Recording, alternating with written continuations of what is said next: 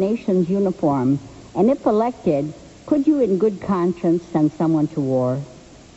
If I had it to do over again, I might answer the questions a little better. You know, I'd been in public life a long time, and no one had ever questioned my role, and so I was asked a lot of questions about things that happened a long time ago. I don't think I answered them as well as I could have. Going back 23 years, I don't know, Helen. I was opposed to the war. I couldn't help that. I felt very strongly about it, and I didn't want to go at the time. It's easy to say in retrospect I would have done something differently. President Lincoln opposed the war, and there were people who said maybe he shouldn't be president. But I think he made us a pretty good president in wartime. We've had a lot of other presidents who didn't wear their country's uniform, who had to order our young soldiers into battle, including President Wilson and President Roosevelt. The answer is I could do that. I wouldn't relish doing it, but I wouldn't shrink from it. I think that the president has to be prepared to use the power of the nation when our vital interests are threatened, when our treaty commitments are at stake, when we know that something has to be done that is in the national interest, and that is a part of being president. Could I do it? Yes, I could. All right, a reminder now, we're back on the St. Louis rule, which means that the governor had his answer, and then each of you will have 1 minute to respond. Mr. President. Well, I've expressed my heartfelt difference with Governor Clinton on organizing demonstrations while in a foreign land against your country when young ghetto kids have been drafted and are dying. My argument with him on the question was about the draft is that there's this same pattern. In New Hampshire, Senator Kerry said you ought to level, you ought to tell the truth about it. On April 17th, he said he'd bring out all the records on the draft. They have not been forthcoming. He got a deferment or he didn't. He got a notice or he didn't. And I think it's this pattern that troubles me more than the draft. A lot of decent, honorable people felt as he did on the draft. But it is this pattern. And again, you might be able to make amendments all the time, Governor, but you got to, as president, you can't be on all these different sides. And you can't have this pattern of saying, well, I did this or I didn't, then the facts come out and you change it. That's my big difference with him on the draft. It wasn't failing to serve. Your minute is up, sir. Yes, sir. Mr. Perot, 1 minute. I've spent my whole adult life very close to the military. Feel very strongly about the people who go into battle for our country.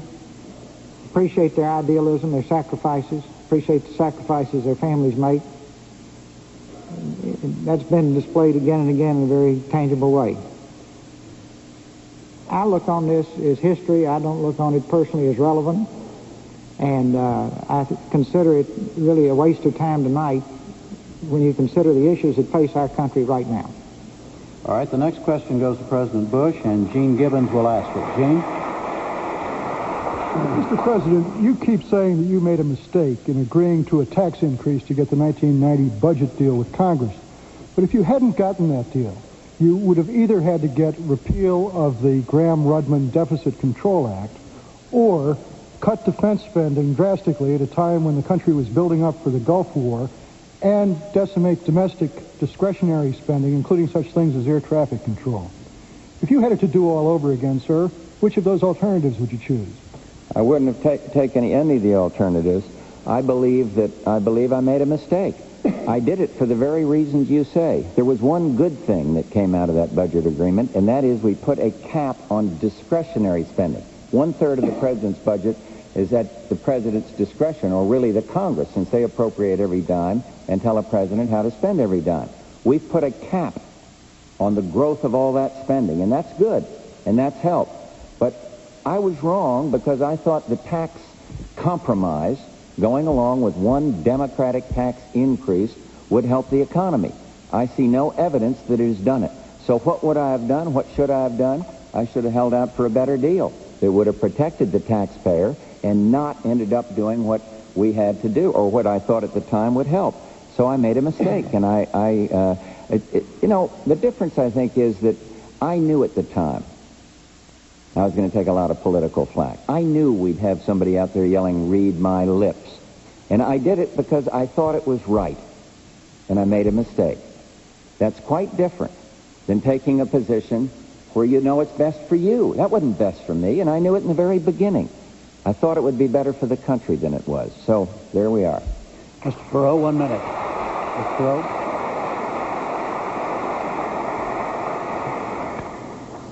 The 101 in leadership is to be accountable for what you do. Let's go back to the Tax and Budget Summit briefly. Nobody ever told the American people that we increased spending $1.83 for every dollar taxes raised. That's absolutely unconscionable. Both parties carry a huge blame for that on their shoulders. This was not a way to pay down the deficit. This was a trick on the American people. That's not leadership. Let's go back in terms of accepting responsibility for your actions. You create Saddam Hussein over a 10-year period using billions of dollars of U.S. taxpayer money. Step up to the plate and say, it was a mistake. You create Noriega using taxpayer money. Step up to the plate and say it was a mistake. If you can't get your act together to pick him up one day when the Panamanian major has kidnapped him, and the Special Forces team is 400 yards away and it's a stroll across the park to get him, and if you can't get your act together, at least pick up the Panamanian major who they then killed, step up to the plate and admit it was a mistake. That's leadership, folks. Now, leaders will always make mistakes. We've created, and I'm not aiming at any one person here, I'm aiming at our government. Nobody takes responsibility for anything. We've got to change that. I'm taking responsibility for saying your time's up. I'm watching the light. All right. Governor Clinton, 1 minute, sir. The mistake that was made was making the read my lips promise in the first place just to get elected, knowing what the size of the deficit was. Knowing what the size of the deficit was, knowing there was no plan to control health care costs, and knowing that we did not have a strategy to get real economic growth back into this economy. The choices were not good then. I think at the time the mistake that was made was signing off on the deal late on Saturday night, in the middle of the night. That's just what the president did when he vetoed the Family Leave Act. I think what he should have done is gone before the American people on the front end and said, listen, I made a commitment and it was wrong. I made a mistake because I couldn't have foreseen these circumstances, and this is the best deal we can work out at the time. He said it was in the public interest at the time, and most everybody who was involved in it, I guess, thought it was. The real mistake was the read my lips promise in the first place. You just can't promise something like that just to get elected if you know there's a good chance that circumstances may overtake you. All right, Mr. Perot, the question is for you. You have a 2-minute answer, and it will be asked by Susan Rook. Mr. Perot, you've talked about going to Washington to do what the people who run this country want you to do. But it is the president's duty to lead, and often lead alone. How can you lead if you are forever seeking consensus before you act? You're talking about two different subjects. In order to lead, you first have to use the White House as a bully pulpit and lead. Then you have to develop consensus or you can't get anything done, and that's where we are now. We can't get anything done. How do you get anything done? When you've got all of these political action committees, all of these thousands of registered lobbyists, 40,000 registered lobbyists, 23,000 special interest groups, and the list goes on and on and on, and the average citizen out here just working hard every day. You've got to go to the people. I just love the fact that everybody, particularly in the media, goes bonkers over the town hall. I guess it's because you will lose your right to tell them what to think. The point is, they'll get to decide what to think. Hey, you got something there. What you've been, I love the fact that people will listen to a guy with a bad accent and a poor presentation manner talking about flip charts for 30 minutes because they want the details. See, all the folks up there at the top said the attention span of the American people is no more than 5 minutes. They won't watch it. They're thirsty for it. You want to have a new program in this country. If you get grassroots America excited about it, and if they tap Congress on the shoulder and say, do it, Charlie, it'll happen. And that's a whole lot different from these fellows running up and down the halls, whispering in their ears now and promising campaign funds for the next election if they do it. Now, I think that's going back to where we started. That's having a government from the people. I think that's the essence of leadership, rather than cutting deals in dark rooms in Washington. Governor Clinton, 1 minute. Well, I believe in the town hall meetings. They started with my campaign in New Hampshire. And I think Ross Perot has done a good job in having them. And I, as you know, pushed for the debate to include the 209 American citizens who were part of it in Richmond a few days ago. I've done a lot of them, and I'll continue to do them as president. But I'd also like to point out that I haven't been part of what we're criticizing in Washington tonight. Of the three of us, I have balanced the government budget 12 times. I have offered and passed campaign finance reform, offered, pushed for, and passed in public referendum lobbyist restrictions, done the kinds of things you have to do to get legislators together, not only to establish consensus, but to challenge them to change. And in 12 years as governor, I guess I've taken on every interest group there was in my state at one time or another to fight for change. It can be done.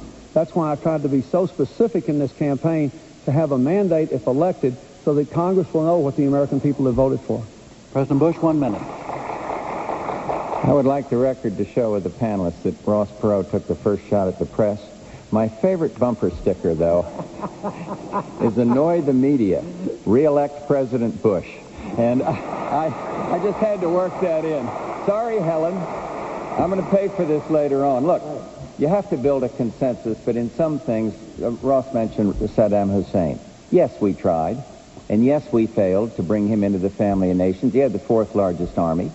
But then when he moved against Kuwait, I said, this will not stand. And it's hard to build a consensus. We went to the UN. We made historic resolutions up there. The whole world was united. Our Congress was dragging its feet. Governor Clinton said, well, I might have been with the minority. Let sanctions work. But I guess I would have voted with the majority. A president can't do that. Sometimes he has to act. And in this case, I'm glad we did, because if we'd have let sanctions work and had tried to build a consensus on that, Saddam Hussein today would be in Saudi Arabia controlling the world's oil supply, and he would be there with maybe with a nuclear weapon. We busted the fourth largest army, and we did it through leadership. All right, we're going to go on to another subject now, and the subject is priorities. And the first question goes to you, President Bush, and Susan will ask it. President Bush, gentlemen, I acknowledge that all of you have women and ethnic minorities working for you and working with you. But when we look at the circle of the key people closest to you, your inner circle of advisors, we see white men only. Why and when will that change? You don't see Margaret Tutwiler sitting in there with me today? The key people, President Bush. Huh? The key people. I The people beyond the glass ceiling. I think our cabinet members are key people. I think the woman that works with me, Rosa Mary, is about as tough as a boot out there and makes some discipline and protects the taxpayer. Look at our cabinet. You talk about somebody strong. Look at Carla Hills. Look at Lynn Martin, who's fighting against this glass ceiling and doing a first-class job on it. Look at our Surgeon General, Dr. Novella. You can look all around and you'll see first-class strong women. Jim Baker's a man. Yeah, I agree. I plead guilty to that. But look around. Look who's around with him there. I mean, this is a little defensive on your part, Susan, to be honest with you. We've got a very good record appointing women to high positions and positions of trust. And I'm not defensive at all about it. What we got to do is keep working, as the Labor Department is doing a first-class job on, to break down discrimination, to break down the glass ceiling. And I am not apologetic at all about our record with women. We've got, I think, you think about women in government, I think about women in business. Why not try to help them with my small business program to build some incentives into the system? I think we're making a progress here. You got a lot of women running for office. As I said the other night, I hope a lot of them lose because they're liberal Democrats and we don't need more of them in the Senate or more of them in the House. But nevertheless, they're out there and we got some very good Republican women running. So we're making dramatic progress. Mr. Perot, 1 minute. Well, I've come from the computer business, and everybody knows the women are more talented than the men. So we have a long history of having a lot of talented women. One of our first officers was a woman, the chief financial officer. She was a director, and it was so far back it was considered so odd, and even though we were a tiny little company at the time, it made all the national magazines. But in terms of being influenced by women and being a minority, there they are right out there. My wife and my 4 beautiful daughters, and I just have one son, so he and I are surrounded by women telling us what to do all the time. And the rest of my minute, I want to make a very brief comment here in terms of Saddam Hussein. We told him that we wouldn't get involved with this border dispute. and we've never revealed those papers that were given